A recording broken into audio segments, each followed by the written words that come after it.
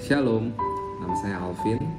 Saya hari ini ingin membagikan tentang kesaksian hidup saya. Saya sangat diberkati lewat pengalaman pribadi saya. Saya ingin membagikan ini ke Bapak dan Ibu sekalian, kiranya menjadi berkat buat kita semua.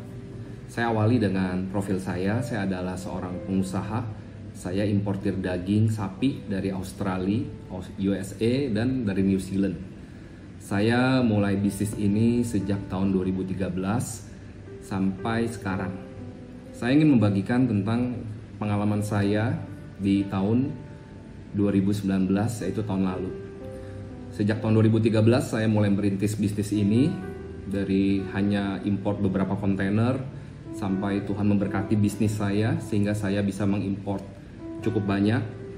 Dan di tahun 2018 bisnis saya sangat diberkati. Saya kemudian mendapat pernyataan bahwa saya harus berhati-hati di dalam tahun 2019. Di saat saya berdoa, saya sebetulnya sudah mendapatkan pernyataan ini. Saya membagikan kepada kakak saya, kebetulan dia membantu saya di bagian marketing, dan juga kepada beberapa staf import saya. Tetapi waktu itu, tahun itu kami sangat diberkati dalam bisnis kami. Sehingga saya terus terang saya mengakui, saya lupa dan saya terlena. Dan hal ini terus berlanjut sampai di tahun 2019, bisnis kami diberkati. Dan di awal tahun 2019 saya mendapat berita bahwa di Australia, yaitu di New South Wales dan Queensland, terjadi banjir bandang. Sehingga menyebabkan banyak sekali sapi yang hanyut dan mati. Dan ini membuat suplai pasokan menjadi terbatas. Eksportir kami menghubungi saya dan untuk menawarkan kepada saya kontrak dalam jangka panjang untuk mengamankan pasokan market share saya. Saya harus mengambil keputusan yang cukup beresiko dan sangat spekulatif. Tetapi karena itu bisnis saya diberkati dan jujur saya lupa akan pernyataan itu, saya mengambil keputusan, saya mengambil kontrak jangka panjang dalam jumlah yang banyak. Dan sampai tiba akhirnya pada saat pertengahan tahun 2019, saya dikejutkan lagi oleh berita bahwa di Cina terjadi wabah flu babi yang kita kenal dengan African Swine Flu, dan ini hampir menyerang seluruh negara di Asia, termasuk Indonesia sampai sekarang ini. Sehingga mengakibatkan Cina harus mencari alternatif sumber protein yang lain, yaitu dari Australia. Cina kemudian memborong daging sapi dari Australia, dan hal ini menyebabkan Australia tergiur dengan penawaran harga yang tinggi dari Cina, sehingga mereka memotong sapi dalam jumlah yang banyak. Hal ini menyebabkan kontrak saya, yang dimana saya kontrak di awal tahun dengan harga yang cukup tinggi, saya mengalami kerugian karena pasokan menjadi berlimpah di Australia. Karena waktu itu Australia tergiur dengan penawaran harga yang tinggi dari Cina. Australia kemudian menghubungi saya kembali untuk saya melanjutkan pembelian supaya saya bisa menstabilkan harga modal saya, yang kontrak yang lama dengan harga yang tinggi dan juga kontrak yang baru dengan harga yang saat itu berlaku yang harganya lebih murah, dengan tujuan untuk menstabilkan. Tetapi ternyata di Australia saat itu tahun lalu terjadi suatu musibah kebakaran hutan yang tercatat sebagai salah satu yang terparah, sehingga menyebabkan sapi-sapi di sana terus dipotong karena mereka kekurangan pangan, kekurangan pakan ternak. Mereka harus memotong sapinya karena biaya pakan ternak menjadi mahal dan juga resiko sapinya mati. Jadi waktu itu benar-benar keadaan di Australia, mereka potong sapi terus menerus, sehingga pasokan menjadi sangat banyak sekali. Dan saya, karena saya sudah kontrak di awal tahun dengan jumlah yang banyak, dan kemudian saya terpaksa harus beli lagi, saya benar-benar saat itu benar-benar ngalamin yang namanya stres. Karena pasokan menjadi sangat banyak dan market di sini pun tidak menyerap. Ditambah lagi salah satu importir daging juga, salah satu importir daging terbesar, ingin melakukan IPO di tahun 2020, sehingga karena dia ingin menjaga omsetnya supaya tetap tinggi, jadi dia turunin harga supaya market share-nya terus terjaga. Hal ini mengakibatkan bisnis saya semakin gak karuan, dan itu buat saya stres banget. Saya benar-benar ngalamin kejatuhan harga, cash flow saya macet, kemudian harga terus turun. Saya benar-benar ngalamin stres. Dan waktu itu saya masih ingat, saya berjemaat di GBI CK7, tepatnya di Cubic. Waktu itu hari Minggu, Ibu Lili yang membagikan firman. Dan seperti biasa, Ibu Lili mengadakan altar call, dan saya biasanya tidak pernah ingin maju untuk altar call. Tetapi pada saat itu, saya merasa ada satu dorongan yang kuat untuk saya maju altar call, karena saya benar-benar membutuhkan doa. Kemudian karena saya malu, saya berdiri di depan agak belakang. Tetapi tiba-tiba asirnya memindahkan saya ke depan, sehingga saya berada di posisi yang paling depan dan di paling ujung. Sampai tiba akhirnya Ibu Lili mendoakan saya, dan Ibu Lili menyampaikan pesan bahwa Tuhan tahu apa yang saya sedang alami, dan Tuhan tidak pernah meninggalkan saya. Selesai ibadah, saya dihubungi oleh istri salah seorang wakil gembala saya. Beliau mengatakan Ibu Lili mengundang saya untuk datang ke rumahnya untuk menghadiri persekutuan doa di rumahnya. Tetapi karena besok hari Senin itu saya harus keluar kota, karena ada customer saya yang bad debt dan kabur, sehingga saya harus mengurus di kepolisian. Saya udah janji dengan polisinya. Saya mengatakan saya tidak bisa hadir, tapi saya berjanji bahwa saya akan hadir di hari Senin minggu depannya lagi. Sampai akhirnya saya ikut bersama istri datang ke rumah Ibu Lili. Saya mengikuti acara doa di rumah doa Immanuel. Dan setelah selesai acara, saat saya dan istri ingin pamit, Ibu Lili kemudian mendoakan saya. Saat itu Ibu Lili tidak mengenal siapa saya, dan waktu itu adalah pertemuan pertama kami. Dan saat itu Ibu Lili memberikan suatu penglihatan tentang saya. Penglihatannya itu tentang sepotong daging yang berkualitas, dan waktu itu sedang dicucuk-cucuk oleh sebuah garpu, sehingga daging ini menteriak karena daging ini merasa sakit. Dan kemudian daging ini kemudian dibumbuin, dikasih garam, dikasih lada. Daging ini terus protes karena rasanya nggak enak. Sehingga akhirnya daging ini terus protes kepada sebuah tangan yang sedang melakukan proses pembubuhan ini. Sampai akhirnya daging ini siap untuk dipanggang, dan kemudian daging ini dipanggang dan dihidangkan sehingga mengeluarkan wangi yang harum dan dibagikan kepada banyak orang dan menjadi berkat. Kemudian Ibu Lili mengatakan, "Alvin, kamu adalah gambaran sepotong daging itu." Saya terus terang waktu itu sangat terkejut, karena saya nggak pernah cerita ke Ibu Lili bahwa saya usahanya adalah importir daging. Dan waktu itu saya baru cerita ke Ibu Lili, dan Ibu Lili mungkin, saya yakin Ibu Lili mungkin juga terkejut juga ya. Jadi waktu itu saya dan istri bilang, kok Tuhan baik banget, Tuhan bisa pas banget. Nah, selesai dari situ saya pulang, saya terus berdoa, dan saya teringat kepada satu ayat firman, yaitu di Yeremia 29 ayat 11 sampai 14. "Sebab aku ini mengetahui rancangan-rancangan apa yang ada padaku mengenai kamu. Demikianlah firman Tuhan, yaitu rancangan damai sejahtera dan bukan rancangan kecelakaan, untuk memberikan kepadamu hari depan yang penuh harapan. Dan apabila kamu berseru dan datang untuk berdoa kepadaku, maka aku akan mendengarkan kamu. Apabila kamu mencari aku, kamu akan menemukan aku. Apabila kamu menanyakan aku dengan segenap hati, aku akan memberi kamu menemukan aku, demikianlah firman Tuhan. Dan aku akan memulihkan keadaanmu, dan akan mengumpulkan kamu dari antara segala bangsa dan dari segala tempat kemana kamu telah kucerai beraikan. Demikianlah firman Tuhan. Dan aku akan mengembalikan kamu ke tempat yang dari mana aku telah membuang kamu." Firman ini memang Tuhan sampaikan kepada Yeremia saat bangsa Israel sedang mengalami masa-masa pembuangan ke Babel.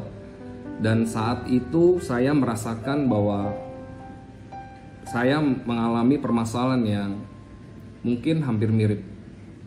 Saat itu saya benar-benar stuck karena kontainer terus berdatangan. Saya minta kebijaksanaan dari eksportir untuk menunda kedatangan, tetapi hal itu hanya membantu sementara karena waktu itu benar-benar keadaan pasarnya stuck, tidak terserap. Kalau saya paksa jual rugi pun sangat berbahaya buat saya karena saat itu banyak customer yang karena pasar oversupply, banyak customer yang bad debt. Jadi akhirnya mereka malah jadi tidak bayar, mereka malah kabur. Dan hal itu membuat saya benar-benar posisi terjepit. Barang-barang saya sampai oversupply, saya harus sewa cold storage di mana-mana. Bahkan saya harus sewa cold storage sebulan itu kurang lebih biayanya 2,5 miliar. Jadi bisa dibayangin ya, kalau saya harus sewa cold storage itu 1 tahun lebih. Dan waktu itu saya merasa bahwa saya sudah hancur. Saya merasa benar-benar saat itu saya nggak tahu lagi harus saya lakukan. Cash flow saya macet, barang-barang saya ada di gudang semuanya, dan pasar tidak bisa menyerap. Saya nggak tahu lagi apa yang harus saya lakukan. Jadi saya pegang firman Tuhan ini, saya klaim firman Tuhan ini, saya benar-benar mencari Tuhan. Saya memang bisa tidur, saudara-saudara. Tetapi saat jam 2 atau jam 3 saya kadang-kadang suka terbangun, jantung saya berdebar kencang. Kemudian saya mengambil keputusan untuk saya datang kepada Tuhan untuk berdoa. Saya cerita, saya curhat kepada Tuhan. Saya cerita segala permasalahan saya. Saya mengakui segala kesalahan saya, kelalaian saya, nggak taat karena Tuhan sudah memperingatkan saya lupa, saya terlena. Saya mengakui segala kesalahan saya. Sampai akhirnya datang firman Tuhan kepada saya di dalam doa, yaitu di Matius 6 ayat 34. Dikatakan kesusahan sehari cukuplah untuk sehari, hari besok mempunyai kesusahannya sendiri. Jadi saat itu saya belajar untuk hidup hari lepas hari. Dan waktu itu memang saya benar-benar hari lepas hari, karena setiap hari saya dikejar oleh bagian import saya dan bagian keuangan saya untuk melakukan PT ke luar negeri. Dan saya udah jelaskan ke beberapa eksportir saya bahwa saya benar-benar keadaan saya sangat sulit. Saya minta kebijaksanaan mereka untuk mereka bantu saya memberikan tempo pembayaran, tetapi mereka tidak bisa bantu saat itu karena memang di kontraknya memang saya harus melakukan pembayaran sebelum kapal itu tiba. Sehingga pada saat itu banyak kontainer saya harus tertahan di pelabuhan. Saya harus colok kontainer dan bayar biaya listrik, bayar denda, demurrage, dan penumpukan. Saat itu benar-benar saya sudah mengalami, sudah jatuh, ketiban tangga, dan mungkin saat itu ketabrak truk ya. Karena benar-benar keadaannya parah. Sudah salah harganya jatuh, turun. Kemudian barang sudah harus bayar sewa cold storage. Kemudian saat itu customer bad debt. Ditambah lagi saya tidak bisa menebus kontainer sehingga saya harus taruh kontainer saya di dalam pelabuhan, karena begitu saya melakukan TT baru eksportir akan melakukan direct release supaya saya bisa menebus kontainer itu dari pelabuhan. Jadi waktu itu saudara-saudara saya mengalami satu periode di mana saya merasa sudah gak ada harapan sama sekali buat saya. Bahkan saya sampai mendengar bisikan si iblis untuk saya mengakhiri hidup saya. Waktu itu dia mengintimidasi saya. Salah kamu sendiri, kenapa kamu gak taat? Kan Tuhan udah kasih tahu. Salah kamu sendiri, kenapa kamu serakah? Salah kamu sendiri, kamu sudah gagal. Kamu gak mungkin lagi bisa pulih. Kamu gak mungkin lagi bisa bangkit. Semuanya sudah hancur, semua karena kamu. Saat itu saya benar-benar mengalami stres, bahkan bisa dikatakan depresi. Tetapi saya ingat Raja Daud juga pernah mengalami hal ini. Raja Daud benar-benar sangat pernah mengalami peristiwa yang menggoncang jiwanya. Dan semuanya tertuang di dalam kitab Mazmur. Saya kemudian baca kitab Mazmur. Saya baca setiap subuh, Dan saya bisa merasakan saat itu apa yang dirasakan oleh Raja Daud saat dia menulis Mazmur. Saya baca doa pada pagi hari, doa pada malam hari, doa Daud. Saya baca dan saya benar-benar seperti seolah-olah saya ada di dalam peristiwa itu, dan saya benar-benar saat itu bisa merasakan apa yang Raja Daud alami. Kemudian saudara-saudara, ada satu hal yang saya praktekkan setiap hari, yaitu adalah saya mendeklarasikan firman. Ada satu ayat di kitab Ratapan 3 ayat 21 sampai 26. Saya sangat diberkati oleh perkataan dari Nabi Yeremia ini. Yeremia berkata, "Tak berkesudahan kasih setia Tuhan, tak habis-habisnya rahmatnya. Selalu baru setiap pagi, besar kesetiaanmu. Tuhan adalah bagianku," kata jiwaku. "Oleh sebab itu, aku berharap kepadanya." Tuhan adalah baik bagi orang yang berharap kepadanya, bagi jiwa yang mencari Dia. Adalah baik menanti dengan diam pertolongan dari Tuhan. Saya katakan setiap subuh ayat-ayat ini saya deklarasikan. Dan terakhir, di ayat terakhir itu dikatakan, adalah baik menanti dengan diam pertolongan Tuhan. Buat saya, seorang pengusaha,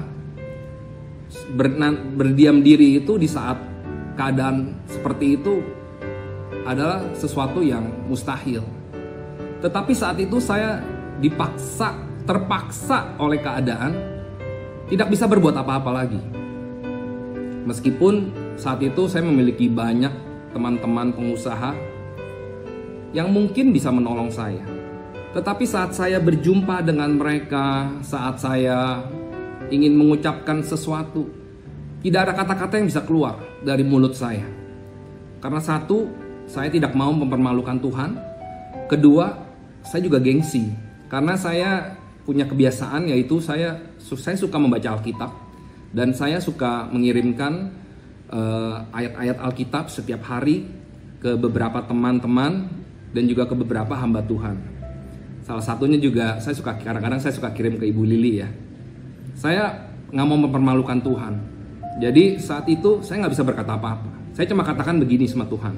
Tuhan, kalau Tuhan izinkan orang lain untuk menolong saya, biarlah itu dari mereka yang menawarkan, bukan dari saya yang minta. Sampai akhirnya pada suatu hari, saya punya teman, kami cukup berteman dekat, tapi kami jarang ketemu, tapi kami dekat hubungannya. Beliau adalah seorang muslim yang taat, dan beliau adalah seorang pengusaha hasil bumi yang sangat diberkati. Dan beliau itu teman baik saya. Sampai pada suatu hari beliau menghubungi saya, beliau menanyakan keadaan saya, dan dia tanya, "Gimana bisnis bro?" Saya bilang, "Aduh, saya lagi pusing nih, lagi stres, lagi salah perhitungan." Dia nanya ada masalah apa, saya cerita apa adanya. Dan kemudian tiba-tiba beliau menawarkan pinjaman kepada saya. Dalam hati saya gengsi, terus terang. Tetapi kemudian ada satu suara di dalam hati saya untuk terima. Sampai akhirnya besok dia nanya nomor rekening perusahaan saya, dan dia melakukan transfer sebanyak 20 miliar. Tanpa bunga dan tanpa jaminan. Saya bersaksi bahwa ini adalah pekerjaan Tuhan, bukan karena pekerjaan manusia. Itu sudah cukup membantu buat saya. Di saat itu merasa saya sendiri, saya merasa saya seperti seolah-olah Tuhan meninggalkan saya.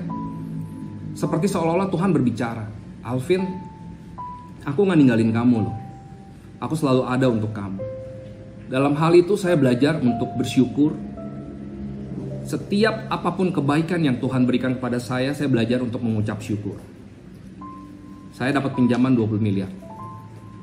Kemudian saya juga dibantu oleh partner-partner saya di bisnis saya yang lain. Mereka tahu apa yang sedang saya alami. Mereka tahu permasalahan saya. Dan mereka juga membantu memberikan saya pinjaman kurang lebih juga sebesar 20 miliar. Tanpa bunga dan tanpa jaminan. saya terharu. Saya rasanya benar-benar Tuhan, kalau ini bukan Tuhan, saya rasa nggak mungkin Tuhan. Mana ada orang yang mau membantu memberikan pinjaman 20 miliar masing-masing tanpa bunga dan tanpa jaminan. Tetapi saya mengalami, saudara-saudara. Dan saya kemudian juga belajar. Tuhan katakan sesuatu di dalam doa, salah satu doa subuh saya. Tuhan katakan, Alvin, tanggalkan semua atribut kamu. Saudara, saya mulai kerja sejak saya umur 20. Saya tidak lulus kuliah karena waktu itu orang tua saya bangkrut di tahun 98. Papa saya dulu adalah importir buah. Jadi waktu terjadi krisis ekonomi, keluarga kami mengalami kebangkrutan karena papa saya harus bayar hutang ke luar negeri, yang mana waktu itu kursnya tinggi. Dan waktu itu karena peristiwa itu sangat menggoncang keluarga kami, mama saya pun mengalami stres, sehingga mama saya divonis menderita penyakit kanker. Dan waktu itu juga di tahun 98, mama saya tahun 98 mengalami kanker stadium 4. Jadi dioperasi di Singapura dan kemudian sembuh. Papa saya dari importir turun derajat menjadi distributor. Kemudian saat kami mulai merangkak kembali untuk bangkit, Tuhan panggil mama saya di tahun 2000. Dan hal ini membuat pukulan sangat telak buat keluarga kami. Sehingga papa saya sejak itu merasa kehilangan motivasi hidup dan juga kehilangan tujuan hidup. Dan hal ini akhirnya mengubah jalan hidup keluarga kami. Saya akhirnya tidak bisa lulus kuliah karena saya harus bantu orang tua saya untuk usaha. Saat itu buat saya masa depan sudah hilang. Saya akhirnya kemudian bantu papa saya harus berhenti kuliah. Saya dulu kuliah hanya sampai semester 2. Saya berhenti kuliah karena waktu itu terpaksa. Karena di suatu siang, karena papa saya waktu itu sejak mama saya meninggal tidak mau ke gereja lagi di hari Minggu, kami dirampok di tempat usaha papa saya. Jadi waktu itu papa saya syok dan waktu itu ada saya juga di sana. Nah sejak itu papa saya minta saya untuk membantu dia, menemani dia untuk berdagang buah. Karena saat itu kami terima uang cash setiap hari dalam jumlah yang cukup banyak. Sehingga mengakibatkan saya akhirnya memutuskan untuk berhenti kuliah dan bantu orang tua saya. Singkat cerita, saya akhirnya bisa mandiri, usaha sendiri sampai sekarang. Dan ini membuat saya, melatih saya untuk saya memiliki mental untuk berjuang dari bawah, dari dasar, tanpa modal dari orang tua. Tetapi saya harus berjuang dari saya sejak muda untuk mencukupi kebutuhan saya sampai sekarang ini. Saudara-saudara, saat itu saya merasa dari nol bisa sampai seperti ini. Saya merasa saya sudah berhasil karena saya tidak lulus kuliah. Saya juga dulu nggak punya modal. Mungkin kalau dulu orang-orang diwarisi modal oleh orang tua, saya waktu itu jujur saudara, saya diwarisi hutang oleh almarhum ayah saya. Tetapi puji Tuhan, saya bisa melunasi semuanya. Dan ini yang mengubah jalan hidup saya, mental saya, dan pengalaman hidup saya bersama Tuhan. Saya tanpa saya sadari, saya sombong, saudara-saudara. Saya memiliki euforia keberhasilan saya, bagaimana saya memulai hidup saya dari nol sampai sekarang ini. Sampai Tuhan katakan, Alvin, tanggalkan semua atribut kamu. Saya baru sadar, iya Tuhan. Saya lupa bahwa semua ini karena Engkau. Semua pengalaman hidup saya, keberhasilan saya, juga jaringan saya, network saya di luar negeri, di dalam negeri, semuanya dari Engkau. Saat itu benar-benar saudara, saya seperti menyadari kesalahan saya. Dan saya bertobat, saya minta ampun kepada Tuhan. Tanpa saya sadari saya sombong. Saudara, saya belajar satu hal. Ternyata kita harus sering-sering introspeksi diri, evaluasi diri tentang hati kita. Apakah kita selama ini tinggi hati? Saya belajar bagaimana melihat dari pengalaman-pengalaman hidup orang-orang besar yang Tuhan pakai, seperti contoh, seperti Yusuf. Bagaimana Tuhan memakai Yusuf menjadi Perdana Menteri di Mesir. Tetapi dia harus mengalami penjara, dia harus mengalami difitnah, harus mengalami dibuang oleh saudara-saudaranya sendiri. Itu tujuannya adalah untuk merendahkan hatinya. Dan bagaimana Musa sebagai seorang pangeran dari Mesir harus mengalami 40 tahun di padang Midian sebagai gembala, hanya untuk menghilangkan kemesirannya. Ini yang saya pelajari, saudara, di dalam pengalaman hidup ini. Saya merasa meskipun saya belum kaya-kaya banget, tapi saya merasa saya sudah berhasil karena saya dari nol sampai sekarang. Dan Tuhan mau saya belajar untuk rendah hati lagi. Saya berterima kasih Tuhan. Dan Tuhan bilang sama saya, tanggalkan semua atribut kamu, fokus hanya kepada Tuhan. Saya bilang, Tuhan, bagaimana caranya Tuhan? Saya harus bayar hutang. Saya orangnya paling gengsi, saya nggak bisa Tuhan punya hutang. Dan saya juga terus terang, saya juga mau fokus kepada Tuhan. Tapi bagaimana dengan kontainer-kontainer yang terus berdatangan dan saya harus melakukan titi? Nah, Tuhan sudah jawab. Salah satunya adalah Tuhan memberikan lewat pinjaman teman-teman saya. Jadi teringat seperti Elia diberi makan oleh burung gagak di Sungai Kerit. Hal-hal mustahil saya alami. Dan saya percaya Tuhan kalau bekerja, Tuhan tuh gak tanggung-tanggung. Pasti Tuhan tuntaskan. Dan saat itu saya tiba-tiba teringat Tuhan Yesus saat berjalan di atas air. Semua murid-muridnya mengatakan dia hantu. Sampai dia berkata, salah satu muridnya berkata, Petrus, Tuhan kalau itu engkau Tuhan, suruh aku untuk datang ke sana. Sampai Tuhan bilang kepada Petrus, datanglah. Dan saat itu saya percaya, saya belajar bagaimana Petrus memfokuskan pandangannya hanya kepada Tuhan. Dia tidak melihat ke kiri, ke kanan, atau kepada air, atau kepada gelombang yang saat itu sedang mengamuk. Tetapi dia bagaimana memfokuskan pandangannya hanya kepada Tuhan. Saya belajar itu, saudara. Nggak mudah memang, tapi saya belajar itu. Sampai saya benar-benar fokus hanya kepada Tuhan hari demi hari. Jadi waktu itu saya belajar benar-benar bagaimana saya membangun hubungan dengan Tuhan. Saya fokus kepada Tuhan, saya curhat kepada Tuhan, saya cerita semua kepada Tuhan. Dan saya bersyukur waktu yang sangat berat itu bagi saya ditemani oleh istri saya, sehingga saya gak merasa sendirian. Jadi istri saya juga bangun juga di doa subuh itu, sama-sama kita berdoa, kita memuji Tuhan, kita berdoa, kita doa deklarasi. Waktu itu memang sepertinya seolah-olah Tuhan diam.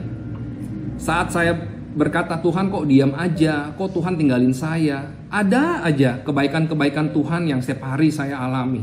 Seperti seolah-olah Tuhan sedang berbicara kepada saya. Aku gak ninggalin kamu loh. Aku ada di sini. Cuma memang ini adalah ujian yang harus saya lalui. Saya terima. Dan waktu itu memang seperti seolah-olah tidak ada perubahan apa-apa. Saya belajar tentang hati, rendah hati. Kemudian saya belajar seolah-olah saya berkata, Tuhan, saya harus mulai ini dari nol lagi Tuhan. Saya gak tahu lagi Tuhan bagaimana Tuhan. Tetapi seolah-olah seperti Tuhan berbicara. Dulu juga kamu dari nol. Sekarang kalau kamu harus mulai lagi dari nol, kamu gak dari nol. Kamu sudah ada dasarnya. Dan saya tiba-tiba saya teringat, saudara-saudara. Sebelum saya menikah, saya itu punya satu bisnis, yaitu supplier buah dan daging ke beberapa hotel dan restoran. Waktu itu saat saya sedang ingin menikah, saya dan istri merintis bisnis. yang kita tuh harus potong-potong daging sendiri, kita harus timbangin daging pakai mesin bonso, kita harus kilo-kiloin buah-buahan, kemudian kita atur pengiriman ke hotel dan restoran-restoran. Jadi seolah-olah kayak tiba-tiba saya ingin melakukan itu lagi, saudara-saudara. Waktu itu buat saya jujur gengsi ya, karena saya sudah menjadi salah satu importir besar.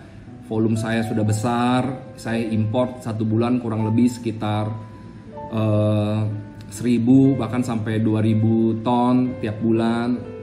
Dan ini harus mengulang lagi pekerjaan ini yang motong-potong daging yang cuman 1 kilo, 2 kilo. Tetapi waktu itu ada dorongan yang sangat kuat di dalam hati saya untuk melakukan itu. Jadi akhirnya saya putuskan, saya lakukan itu kembali, saudara-saudara. Saya beli mesin-mesinnya, saya kerjakan, saya rekrut beberapa karyawan. Kemudian karena saya ada beberapa bisnis, yang ada beberapa perusahaan, ada beberapa karyawan saya yang potensi untuk menjadi reseller saya daging.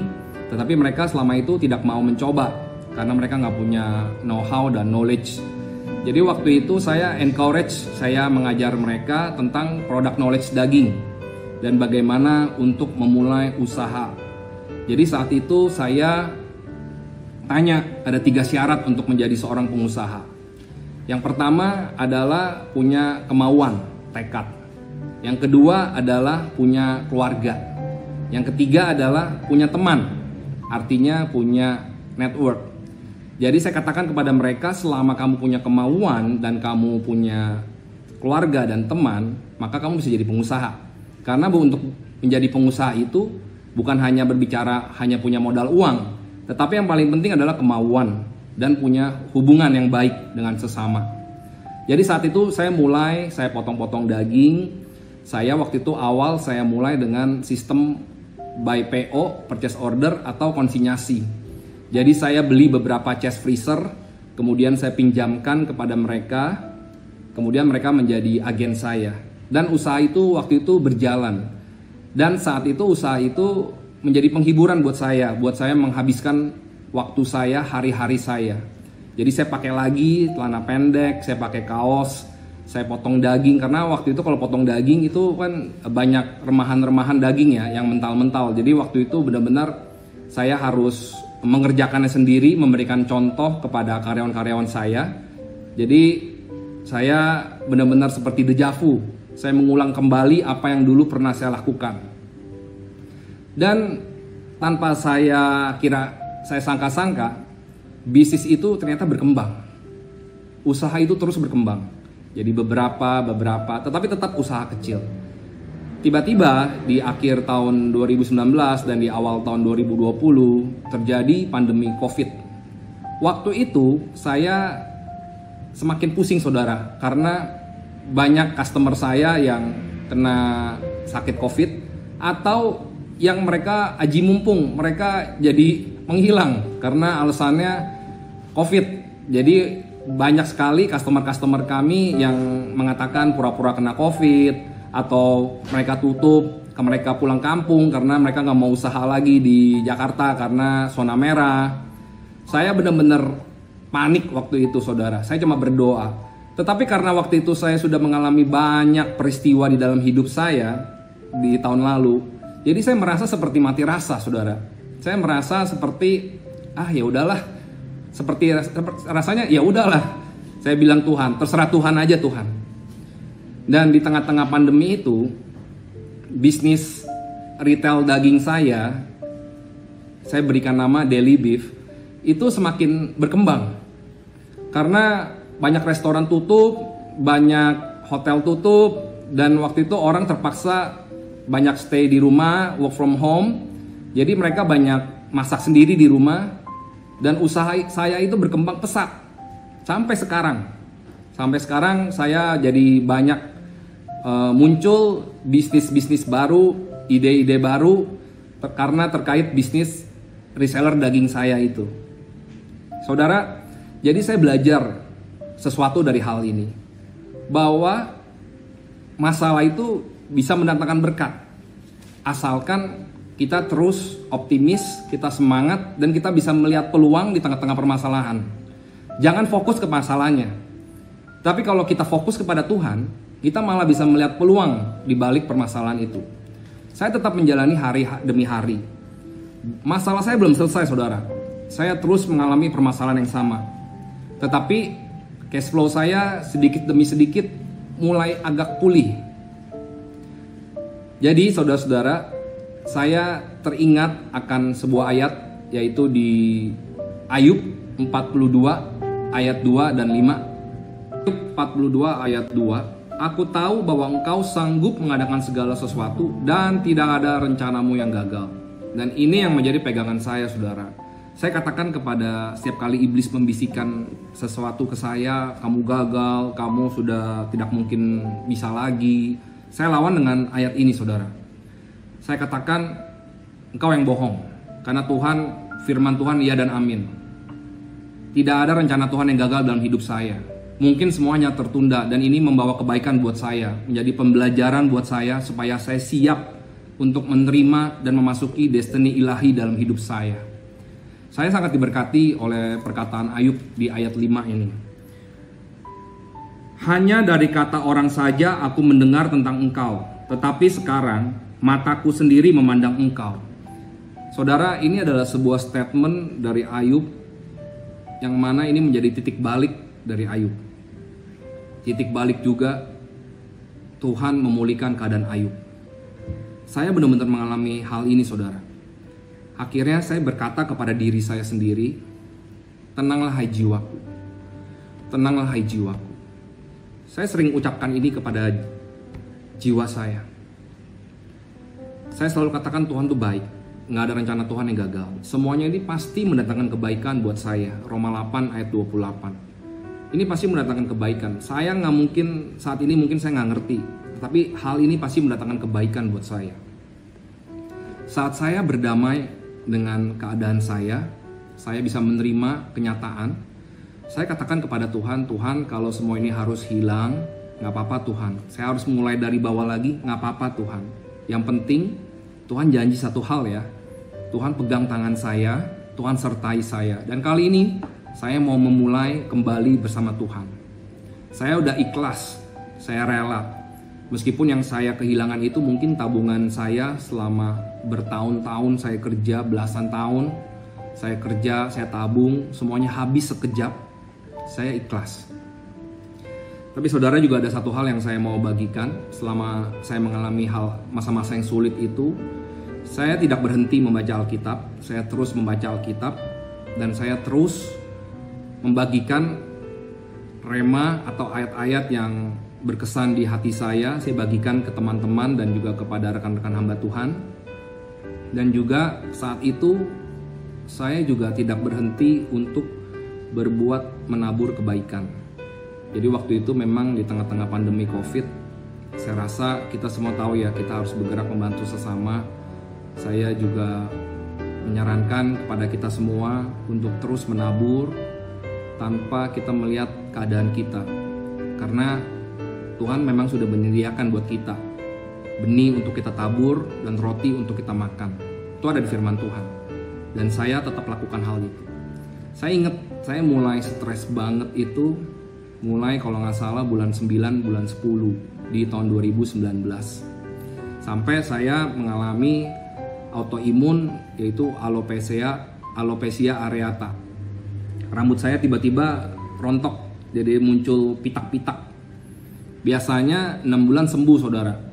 Dan hanya minum vitamin B kompleks, zinc.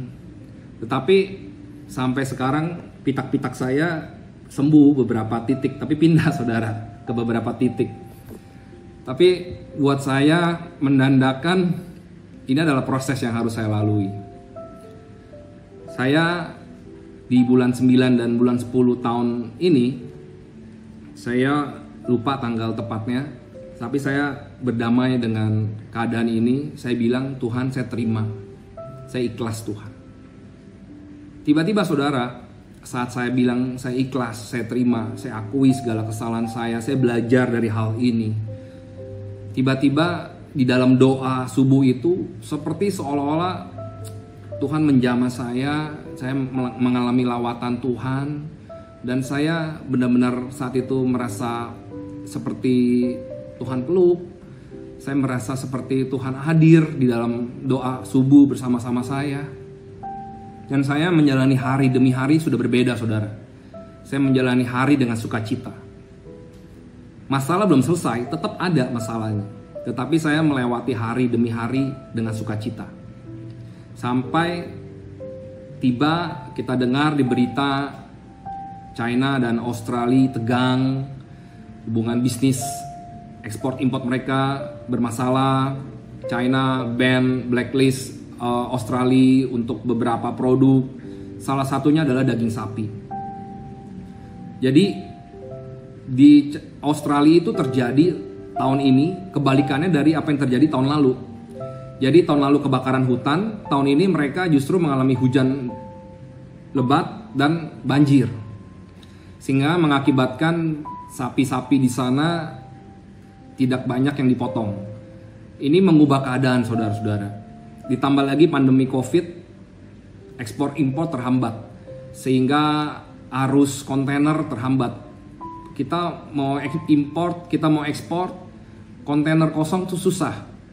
Karena pandemi Covid ini banyak lockdown, kontainer-kontainer banyak tertahan. Sehingga mengakibatkan jadwal pengiriman semuanya kacau balau.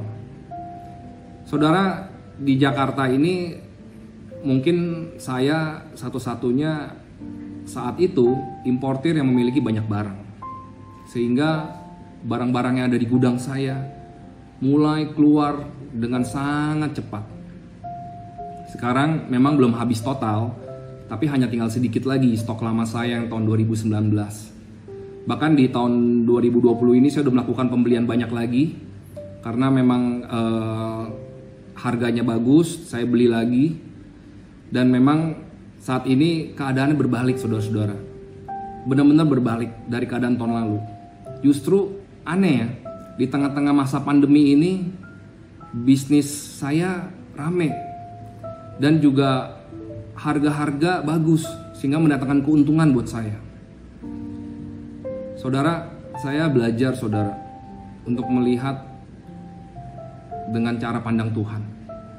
Saya mengalami banyak mujizat di tahun ini. Lewat permasalahan saya hampir bangkrut, saudara. Dalam waktu mungkin 6 bulan saya hampir bangkrut sebelum Tuhan selamatkan saya. Tetapi Tuhan pulihkan saya, bisnis saya hanya dalam waktu 3 bulan kurang lebih. Tuhan kita luar biasa, saudara. Bahkan saat ini banyak hal yang saya bisa ceritakan, tidak bisa ceritakan satu persatu, tapi saya mau bagikan, saudara. Contohnya seperti ini. Tiba-tiba eksportir saya bisa memberikan saya diskon untuk barang yang populer. Itu gak masuk akal.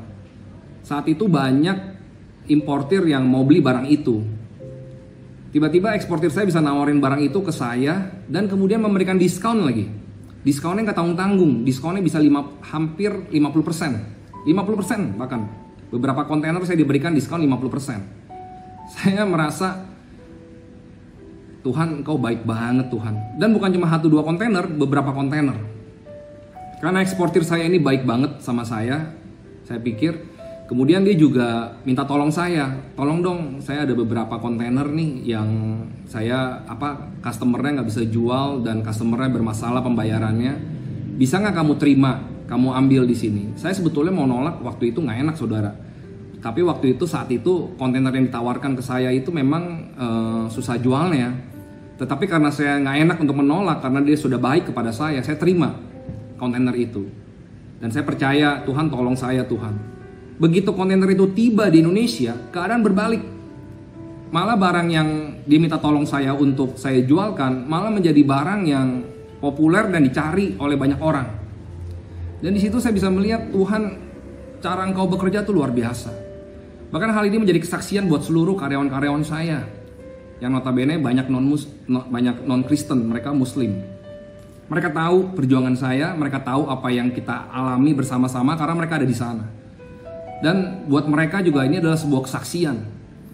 Saya ceritakan, saya saksikan kepada mereka bagaimana Tuhan saya adalah Tuhan yang ajaib, dan bagaimana kalau kita setia kepada Tuhan, pasti Tuhan tolong.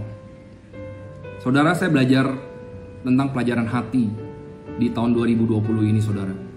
Saya juga ada bagikan ke Ibu Lili. Ibu saya bilang, "Bu, terima kasih ya, waktu itu Ibu udah doain saya." Dan saya juga cerita bahwa tentang tahun 2020 ini saya mengalami banyak pelajaran dari Tuhan, terutama tentang hati, saudara. Saya kemudian periksa hati saya. Ternyata sebelum Tuhan ingin memberkati, Tuhan harus yakin kita siap. Hati kita siap. Saya belajar tentang satu, rendah hati. Yang kedua, saya belajar tentang kemurnian hati dan hati yang tulus. Selama ini saya ikut Tuhan, motivasinya apa sih? Apa dalam suka, hanya dalam suka, apa juga dalam duka? Saya belajar itu. Saya katakan, Tuhan, dalam setiap keadaan, Tuhan, aku mau memuji Engkau, aku mau mengikut Engkau. Yang ketiga, belajar tentang percaya kepada Tuhan dengan segenap hati. Kalau semua keadaan baik-baik saja, saya yakin mungkin gampang ya. Tetapi kalau keadaan seperti yang saya alami, hampir bangkrut, itu gak gampang loh. Tetapi saya belajar untuk percaya kepada Tuhan dengan segenap hati.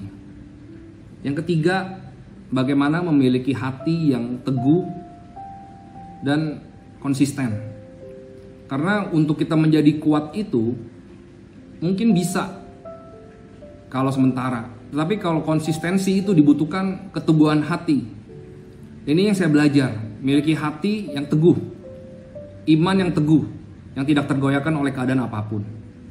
Dan yang kelima, saya belajar untuk memiliki hati yang selalu mengasihi dalam setiap keadaan, dalam setiap waktu. Saya saksikan, saudara-saudara, karena saya dulu susah, saya bisa begini juga karena mengalami kebaikan Tuhan, dan juga ada beberapa orang yang Tuhan pakai untuk menolong hidup saya. Saya berusaha untuk membalas kebaikan Tuhan dengan juga membantu sesama saya. Saya diberkati oleh firman di Pengkhotbah 11 ayat 1. Lemparkanlah rotimu ke air, maka engkau akan mendapatnya kembali lama setelah itu. Berikanlah bagian kepada 7, bahkan kepada 8 orang, karena engkau tidak tahu malapetaka apa yang akan terjadi di atas bumi. Bila awan-awan sarat mengandung hujan, maka hujan itu dicurahkannya ke atas bumi. Dan bila pohon tumbang ke selatan atau ke utara, di tempat pohon itu jatuh, di situ ia tinggal terletak. Siapa senantiasa memperhatikan angin tidak akan menabur, dan siapa senantiasa melihat awan tidak akan menuai. Sebagaimana engkau tidak mengetahui jalan angin dan tulang-tulang dalam rahim seorang perempuan yang mengandung, demikian juga engkau tidak mengetahui pekerjaan Allah yang melakukan segala sesuatu.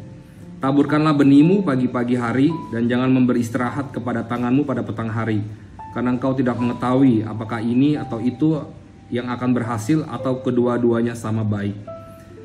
Ayat-ayat tersebut di Pengkhotbah 11 ayat 1 sampai 6. Saudara, selagi kita punya kesempatan, berbuat baiklah. Khususnya di tengah-tengah masa-masa pandemi ini, banyak orang yang membutuhkan pertolongan dan kebaikan. Kita belajar untuk tidak egois, kita belajar untuk mendahulukan orang lain daripada kita. Apa yang kita tabur, pasti kita tuai. Ini kesaksian hidup saya, sekiranya menjadi berkat buat kita semua. Terima kasih buat Ibu Lili, terima kasih buat Rumah Doa Immanuel.